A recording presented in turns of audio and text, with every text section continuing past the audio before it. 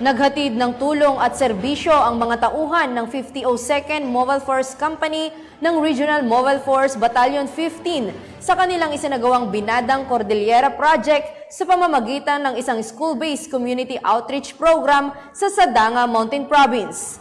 Mag-uulat dyan si Patrolwoman Melba Langbis.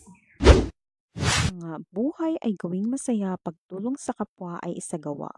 Alinsunod sa Binadang Cordillera Project ng RMFB-15, nagsagawa ng school-based outreach program ang mga tauhan ng 152nd Maneuver Company sa Butuagan, Sadanga Mountain Province.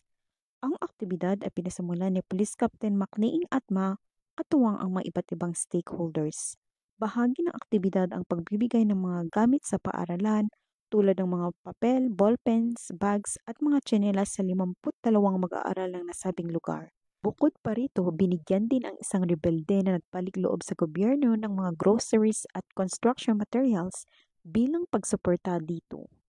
Taus-pusong pasasalamat naman ang naging tugon ng mga benepisyaryo sa mga tauhan ng 152nd Maneuver Company at sa mga naging parte ng aktibidad na ito. Layunin ng inisyatibong ito na pasiglahin ang koneksyon ng kapulisan at ng komunidad.